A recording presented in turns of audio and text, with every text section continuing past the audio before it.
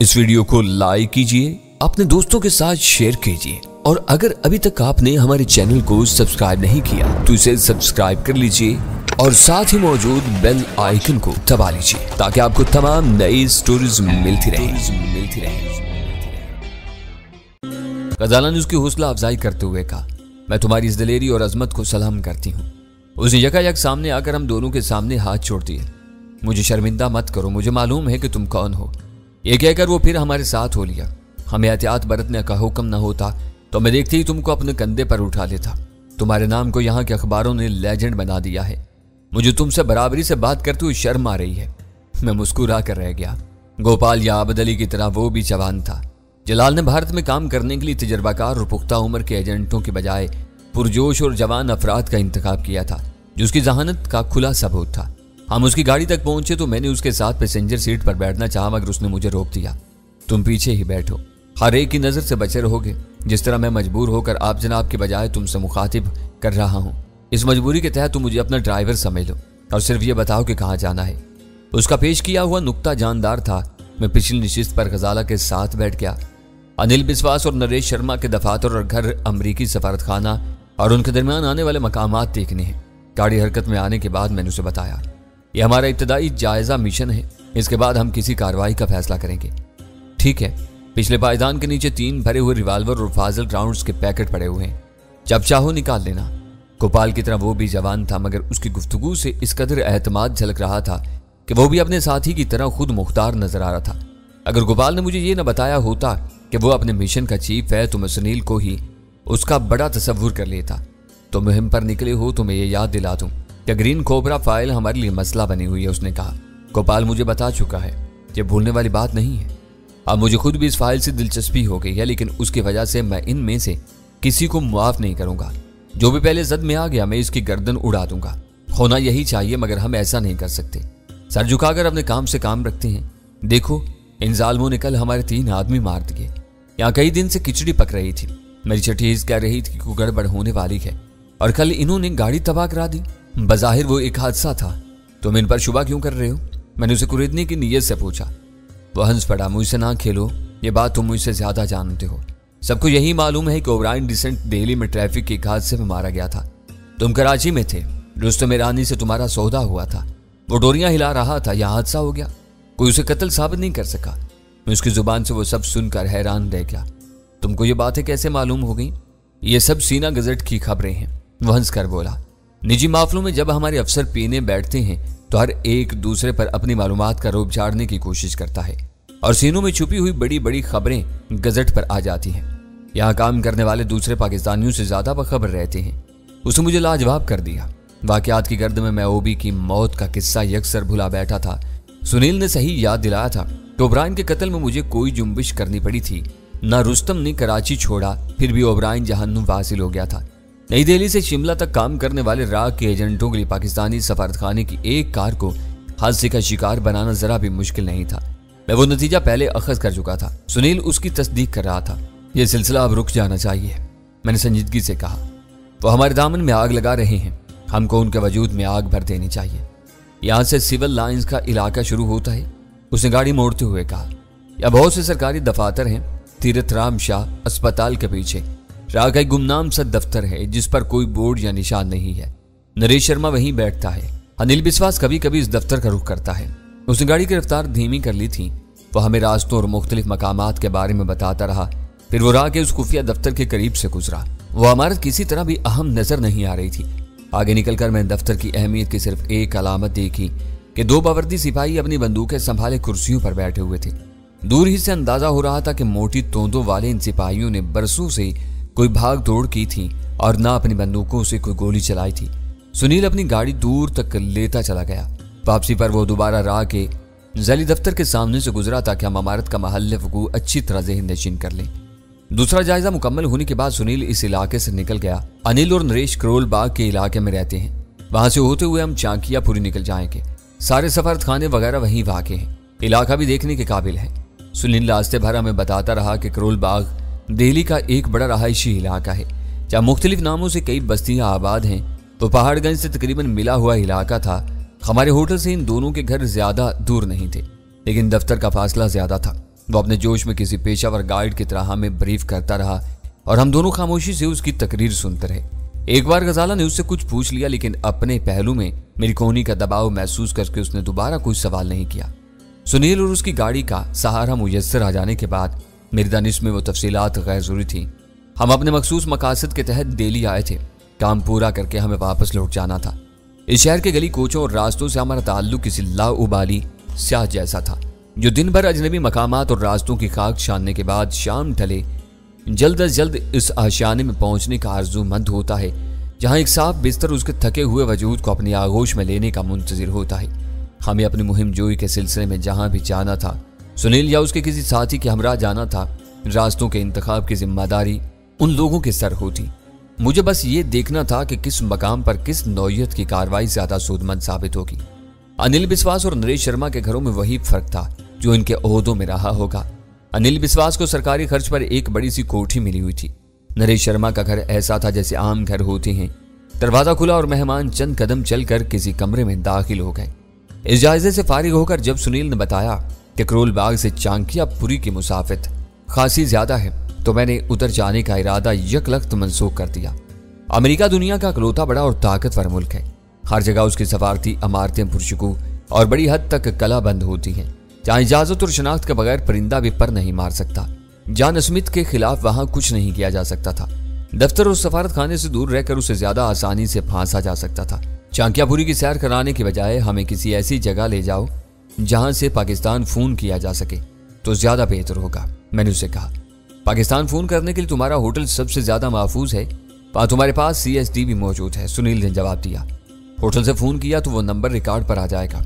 मैं नहीं चाहता कि होटल छोड़ते हुए ऐसा कोई सुराग छोड़ा जाए जो हमारे दुश्मनों के लिए कारआमद साबित हो सके। किसी दोस्त या हमदर्द का घर सबसे बेहतर रहेगा। CSD 1 मिनट में लाइन से जोड़ी जा सकती है, मगर दूसरी CSD कहां से आएगी, उसने हैरत से पूछा। वो कोई देव है, कल आला नहीं है, छोटी सी डिबिया है।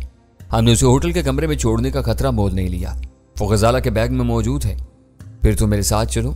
इस वक्त गेस्ट हाउस खाली पड़ा हुआ होगा। सरला काबिल एतमाद औरत है, किसी से तुम्हारी आमद का जिक्र नहीं करेगी। उसने गाड़ी एक कुशादा सड़क पर घुमाते हुए अपना फैसला सुना दिया। वो उसकी नपी तुली राय थी, मुझे इसमें कोई उज़र नहीं था। वो अपनी मर्जी के रास्तों पर गाड़ी दौड़ाता रहा। थोड़ी देर बाद गाड़ी सरला के मुख्तसर से बंगले के करीब जा रुकी। सुनील ने इंजन बंद किया। हमें इंतजार करने की हिदायत की और किसी तरकीब से अहाते का दरवाजा खोलकर अंदर गायब हो गया। हमें अंदर ले जाने से पहले वो अपना इत्मीनान कर लेना जरूरी समझ रहा था। मेरा ख्याल था कि वापसी पर सरला भी उसके साथ दरवाजे पर आएगी, मगर ऐसा नहीं हुआ। वो आया और हमें तेजी से अंदर ले गया। मुख्तसर से बरामदे में एक दरवाजा खुला हुआ था। वही गोपाल, सुनील और राम का जुज वक्ती ठिकाना था। सरला कहीं नजर नहीं आ रही। क्या यह मकान बिल्कुल खाली पड़ा हुआ था? मैंने मुख्तसर तरीन असबाब पर मुश्तमिल उस कमरे में दाखिल होकर पूछा। उसे मैंने जानबूझकर तुम दोनों से दूर रखा है, मगर मुझे यकीन है कि वो किसी ओट में छुपी तुमको देख रही होगी। तुम आराम से फोन कर लो, मैं अंदर हूं। बात खत्म हो जाए तो मुझे आवाज दे लेना। यह कहकर वो कमरे से निकल गया। जाते हुए उसने दरवाजा बंद कर दिया। दोहरी मसैरी, 2 कुर्सियां, एक छोटी मेज और दीवार गिर आईने के सिवा बस सिर्फ एक फोन मौजूद था। सुनील ने शायद जानकर हमें तखलिया फराम किया था। गजाला मुल्हिक बाथरूम में घुस गई। मैंने CSD को तार से जोड़ना शुरू कर दिया। मेरे ज़हन में एक कशमकश जारी थी। मैं फैसला नहीं कर पा रहा था कि अव्वल खान और सुल्तान शाह में से किसे फोन करूं। सुल्तान शाह से मेरा गहरा जज्बाती ताल्लुक था, जबकि अव्वल खान से काम की बातें मालूम होने की उम्मीद थी। CSD जोड़ने तक मैं फैसला कर चुका था। मैंने बैनुल अक़वामी कोड मिलाने के बाद अव्वल खान का नंबर मिलाना शुरू कर दिया। दिल्ली में इस वक्त 2 बजे थे। पाकिस्तान का वक्त निस्फ घंटा पीछे था। मुझे उम्मीद थी कि अव्वल खान अपने दफ्तर में मिल जाएगा। 2 घंटियां बजने पर भी जवाब नहीं मिला, मगर मैंने इंतजार जारी रखा। मैं खुद मुशाहिदा कर चुका था कि अव्वल खान कुर्सी तोड़ने वाले अफसरों में से नहीं था। हर वक्त अपने लिए काम पैदा करता रहता था और मसरूफ रहता था, जिसके नतीजे में बस औकात उसका दफ्तर खाली पड़ा रहता था।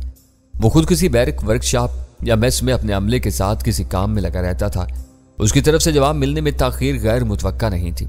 तीसरी घंटी पर जवाब मिला और अव्वल खान मेरी आवाज सुनकर हैरान रह गया। खुदा का शुक्र है कि तुम्हारी आवाज सुनाई दी। कान तरस गए थे इस आवाज को। इस वक्त तुम कहां से बात कर रहे हो? मैं दिल्ली में जलाल के आदमी के साथ हूं। समझ में नहीं आ रहा कि कल के वाक़े का बदला कैसे लूं। जब से वो खबर सुनी है उससे से मेरा खून खोल रहा है। हम उनके मुजरमों को सजा देते हैं या हमारे बेगुनाहों को मार डालते हैं। अपना दिमाग ठंडा रखो अव्वल खान ने मुरब्बियाना आवाज में मुझे मशवरा दिया। ऐसे कामों में ये सब होता रहता है, कोई अपने गिरेबान में झांकना पसंद नहीं करता। वहां तुम्हारी पोजीशन बहुत नाजुक बल्कि मखदूश है। तुम इस वक्त CSD इस्तेमाल कर रहे हो ना, वो आन है, इसीलिए मैं अपने दिल का गुबार निकालना चाहूंगा। मैं इस वाक़े का बदला लेकर रहूंगा। यहाँ सब तुम्हारे लिए फिक्रमंद हैं, या खामोशी है, दुश्मनों को सांप सूंघ गया है, मगर शुबा है कि उन्हें तुम्हारी रवानगी की कुछ भनक मिल गई है। जिंदगी है तो काम होते रहेंगे। तुम खतरा महसूस करो तो फौरन वापस लौटाओ। यहाँ एक बड़े खेल के लिए फिजा साजगार हो रही है। जान दहली पहुंचा हुआ है। जलाल के आदमी किसी ग्रीन कोबरा फाइल की फिक्र में है। मैं जमी जमाई बसात छोड़कर वापस नहीं आ सकता। ये बताओ कि सुल्तान शाह का क्या हाल है। गजाला बाथरूम से वापस आकर खामोशी से मेरे करीब बैठ चुकी थी। मेरे सामने बैठा हुआ है। जहांगीर ने फोन पर फोन कर करके इसकी जिंदगी आजाद कर दी थी। इसे खुशी हुई है कि उसका मामू सुसर गंदे इल्जामात में पकड़ा गया। अब वो तुम्हारी तलाश में है ताकि तुम्हारे जरिए चौधरी अजमत पर कोई बड़ा एहसान लाद सके। वो सदा का अहमक है। सुल्तान शाह से कहो कि उसे कोरा जवाब दे दे, मैंने तुर्शी से कहा। वो सब कुछ कह चुका है। मैंने उसे बताया है कि ये वफाकी सतह का संगीन केस है जिसमें कोई कुछ नहीं कर सकता, मगर उसकी एक ही रट है, वो तुमसे बात करेगा। उसे तुम्हारा पता और फोन नंबर दरकार है। उसे बकने दो। ऐसे जराइम माफी के काबिल नहीं होते। मुझे जहांगीर पर गुस्सा आ रहा था। तुम उसके बारे में ज्यादा न सोचो। सुल्तान शाह घर में ताला डालकर मेरे पास आ गया है। एक आदमी घर की चौकीदारी कर रहा है। उसने बताया है कि जहांगीर बुलबुला कर कई मर्तबा घर के चक्कर भी लगा चुका है। तुम आओगे तो खुद उसे संभाल लोगे। जलाल की तरफ से क्या खबरें हैं? मैंने वो बात सुनने के बाद पूछा। तुम्हारे बारे में उसी से इतलात मिलती नहीं है। तुम्हें ले जाने वाला उसके राब्ते में रहता है। सुना है कि तुमने एक रात अमृतसर में बसर की थी। सफर ने जोड़ जोड़ हिला दिया था। वहां रुककर आराम करना जरूरी था। रास्ते में कोई नागहानी आफत भी आते आते रह गई थी। कोई सूबेदार गाड़ी की तलाशी लेने पर अड़ गया था। वो बहुत भयानक वक्त था जो खुशकिस्मती से गुजर गया। गड़बड़ हो जाती तो जिंदगी का सफर वहीं पूरा हो जाता। ऐसे बदफाल मुंह से ना निकालो। मेरा ख्याल था कि उसने वाक़े को बढ़ा चढ़ा कर पेश किया है। गजाला ने फैसला कर लिया था कि गाड़ी खोली गई तो वह एन काबिल को कत्ल करके खुदकुशी कर लेगी। भारतीय सूबेदार शैतान का बच्चा बना हुआ था। जलाल के एजेंट ने बहुत होशमंदी से काम लिया। वो लालच करता तो बात बिगड़ती चली जाती। अब इस वाक़े को भूल जाओ। खतरनाक पाकिस्तानियों के मुल्क में घुस आने के बारे में भारत में जो शोर मचा हुआ था, अव्वल खान उसकी शिद्दत से आगाह नहीं था। उसे सरसरी सा शुबा था कि भारतीयों को हमारी रवानगी की भनक मिल गई थी। मैंने इस मौजू पर उसकी मालूमात में जरा भी इजाफा नहीं किया। वो हमारे बारे में सोच सोच कर हलकान होने के सिवा कुछ भी नहीं कर सकता था। भारत पहुंचने के बाद वो इससे मेरी पहली गुफ्तगू थी। मैंने उससे कई नाखुशगवार बातें छुपा ली, लेकिन उसने मुझे हर बात बता दी। चौधरी अजमत और उसके शरीक मुजरमों का रिमांड लिया जा चुका था। अगली पेशी पर उनके खिलाफ मजबूत चालान तैयारी के आखिरी मराहिल में था। अव्वल खान से गुफ्तगू खत्म करने से पहले मुझे अचानक नक्शब का ख्याल आ गया और मैंने चौंक कर उससे पूछा, तुमने दाऊद जट के बारे में कुछ सुना है? सुना क्या है, वो अक्सर कराची आता रहता है। कहा जाता है डिफेंस के इलाके में वो कई मकान खरीद चुका है और उसकी तरफ से चशमपोशी इख्तियार की जाती है। मैंने कदरे हैरत और खुशी से पूछा, जायदाद की खरीदो फरोख्त कानूनी तकाजे पूरे किए बगैर नामुमकिन है? हो सकता है कि उसने मकान अपने मकामी मुलाजमीन के नाम पर ली हो। मेरी इतलात के मुताबिक कभी किसी इदारे ने उसका पीछा नहीं किया। वो अपनी स्पीड बोट में कराची आता है और चंद दिन गुजार कर खामोशी से लौट जाता है। मैं भी यही कहना चाह रहा था। वो हमारी रायतों का हकदार है। उसके एक आदमी ने कल रात ही हमारा एक बड़ा काम किया है। वो दिल्ली में कहां से आ गया? इन लोगों का गढ़ तो मुंबई में है। अव्वल खान की आवाज में हैरत पोशीदा थी। गढ़ वही है, मगर दिल्ली में उसका खास आदमी रहता है। वो आंखें बंद करके हर मजलूम की मदद करता है। मुझे मालूम है ये लोग अपनी गैर कानूनी कमाई पर कोई इनकम टैक्स नहीं देते, लेकिन सैकड़ों गरीब खानदान इनका वजीफों पर पल रहे हैं। लड़कियों की शादी पर 1,50,000 की मदद देना इनकी रवायत बन चुकी है। कराची के मछेरों में भी इनकी बहुत खिदमात हैं। यही वजह है कि आज तक इन लोगों का रास्ता रोका गया, न कभी इनसे टकराव की नौबत आई। ये शायद इसी का समर है कि कोई तुम्हारे काम आ गया। वैसे काम क्या था वो? इसे रहने दो, मैंने हंस कर कहा। मैं यही चाहता था कि पाकिस्तान में इनके साथ कोई ज्यादती न होने पाए। अव्वल खान ने वीरा और गजाला के लिए दुआएं देकर फोन सुल्तान शाह को दे दिया। वो मेरे रूबरू होता तो शायद सवालात कर करके मेरा दिमाग खाली कर देता, लेकिन इस वक्त उसने कुछ नहीं पूछा। बार बार हम तीनों की खैरियत दरियाफ्त करता रहा। उसने जहांगीर के बारे में एक लफ्ज तक नहीं कहा और मैंने जल्द वापसी के वादे के साथ फोन बंद कर दिया। काल खत्म होने के बाद मैंने CSD अलग की और तार पुरानी हालत में जोड़ दिए। मेरी एक आवाज पर सुनील लौट आया। शायद उसे खुद भी हमारा वहां रुकना पसंद नहीं था। वो हमें साथ लेकर घर से निकल गया। वापसी पर भी सरला हमारे सामने नहीं आई थी। अब क्या इरादा है? सुनील ने गाड़ी को हरकत में लाते हुए पूछा। अकबनुमा आईने में वो मेरी तरफ देख रहा था। आज तुम्हारी ड्यूटी लंबी हो गई है। हमें होटल छोड़कर वापस जाकर आराम करो। मेरी ड्यूटी सुबह से रात तक की है, उसने हंसकर कहा। तुम्हारी जरूरत हो या ना हो, मैं गाड़ी के साथ होटल के पार्किंग लॉट में मौजूद रहूंगा, क्योंकि ये मेरे चीफ की हदायत है। इस पर अमल करना जरूरी है। बेसूद है तुम अपना वक्त बर्बाद करोगे। शायद तुम्हें मालूम नहीं कि अब तुम्हारा चीफ भी मुझको जवाब दी है। तुम तीनों के लिए मेरी हदायत हरफ़े आखिर का दर्जा रखती हैं। मैं कह रहा हूं कि जाओ तो तुमको इसी वक्त वापस जाना होगा। सॉरी, ये बात मुझे मालूम है, मगर मैं भूल गया था। उसने मुस्कुराते हुए माजरत की। कल सुबह आ जाना, उस वक्त तक मैं सोच समझ कर किसी राह का तयन कर लूंगा। प्रोग्राम तय हो गया। सुनील ने हमें होटल के पोर्च में गाड़ी से उतारा और रुखसत हो गया। अपने कमरे में पहुंचकर मुझे ख्याल आया कि बातों ही बातों में मसरूफ होकर मैं सुनील से जॉन स्मिथ का जिक्र करना भूल गया था। मैंने आखिरी लम्हात पर अमेरिकी सफारतखाने तक जाने का इरादा महज इसलिए मुलतवी कर दिया था कि वहां घुसना और घुसकर कोई मनमानी कार्रवाई करना मुमकिन नहीं था। सुनील या उसका कोई साथी आसानी से जॉन स्मिथ की क़यामगाह का सुराग लगा सकता था। उसका ठिकाना नजरों में आने के बाद बहुत कुछ किया जा सकता था। वो काम बहुत अहम था। दिन का काफी हिस्सा बाकी था। शाम होने तक जॉन स्मिथ के बारे में मतलूबा मालूमात हासिल की जा सकती थी, मगर मसला यह था कि सुनील राह में था। सरला के घर उसका कोई साथी नहीं था। मैंने मजबूरन ऑपरेटर से इस्तेमाल करने का फैसला कर लिया। होटल का कमरा एयर कंडीशन होने की वजह से बंद था, मगर यह खदशा था कि इस महबूस फिजा में ऑपरेटर्स वाज़े रेडियाई सिग्नल नशर और वसूल नहीं कर सकेगा। मैंने पर्दा सिरका कर एक खिड़की खोली और ऑपरेटर ऑन कर दिया। इस रोज मेरी और सुनील की मुलाकात में तसलसल रहा था। मैंने उसी से राब्ता किया। आज के इंडियन एक्सप्रेस के अंदरूनी सफात पर जॉन स्मिथ नामी एक अमरीकी के बारे में खबर छपी है। वो चंद रोज के निजी दौरे पर दिल्ली आया हुआ है। ये मालूम करो कि वो कहाँ ठहरा हुआ है। ओवर। मैं जरूर मालूम करूंगा। आज सुबह तुमने अमरीकी सफारतखाने देखने का इरादा जाहिर किया था, आखिर में उसे मनसूख कर दिया। अब जॉन स्मिथ के बारे में कुछ सोच रहे हो? क्या ये भी अनिल की तरह का कोई चक्कर है? ओवर। मुझे सुनील का वो सवाल पसंद नहीं आया। बाहिमी मरातब तय हो जाने के बाद वो सवाल गैर जरूरी था। शुरू से आखिर तक उसका रवैया सआदतमंदाना रहा था, लेकिन इस वक्त वो न जाने क्यों पटड़ी से उतर गया था। मैंने कदरे बेरुखी से कहा, यह सवाल उस वक्त करना जब मेरा दिया हुआ काम पूरा हो जाए। अभी मैं कुछ नहीं कह सकता। मैंने लसिल की मवासलाती राब्तों के तयशुदा रवायात से इनहिराफ करते हुए मजीद कुछ नहीं कहा और ऑपरेटर्स ऑफ कर दिया। मैं देख रही हूँ कि वक्त गुजरने के साथ साथ आपकी बेचैनी बढ़ती जा रही है। गजाला की आवाज़ आई। मैंने खिड़की बंद की और पलटकर उससे पूछा, यह बताओ कि यहाँ आने के बाद हमने अब तक किया क्या है? नई जगह पर कदम जमाना सबसे अहम होता है। आप इसमें कामयाबी हासिल कर चुके हैं। वीरा इंस्पेक्टर डेविड के चुंगल में फंसने जा रही थी। मेरे धनिस में उसे बचा लेना ही एक बड़ी कामयाबी है। हमने कुछ नहीं किया, सब कुछ जूं का तूं है। दुश्मन हमारे सीने पर मूंग दल रहे हैं। हमारे होते हुए हमारे 3 सफारतकार कत्ल कर दिए गए और हम बेबस हैं। खलिश और बेचैनी के लिए असबाब बहुत काफी हैं। जब तक कोई पेशरफ्त नहीं होती मेरी बेचैनी बढ़ती जाएगी। आप काम के दबाव का शिकार हो रहे हैं, गजाला ने संजीदगी से कहा। जब मेहनत की खातिर खा नताइज न हो तो मिजाज में खुद ब खुद चिड़चिड़ापन पैदा हो जाता है। अभी आपने सुनील से काफी बेअतनाई से बात की है। उसे आपके लहजे से दिली सदमा हुआ होगा। मैं उसे एहसास दिलाना चाह रहा था। वो कबल अज वक्त और गैर जरूरी सवाल कर रहा था। वो ज़हीन और पुरखुलूस लड़का है। थोड़ी देर पहले आप उससे दोस्ताना अंदाज में बातें कर रहे थे। अब मूड खराब है? आखिर तुम कहना क्या चाह रही हो? मैंने उसकी आंखों में झांकते हुए पूछा। आपको तब्दीली और खालिस तफरीह की जरूरत है। इस होटल की शामें बहुत दिल फरेब होती हैं। थोड़ी देर आराम करके नीचे उतर जाएं और मसाइल को फरामोश कर दें। इंसान के ज़हन पर तब्दीली के असरात बहुत खुशगवार होते हैं। तो क्या तुम मेरे साथ नहीं जाओगी? मैंने हर से सवाल किया। मैं पुरसकून हूँ।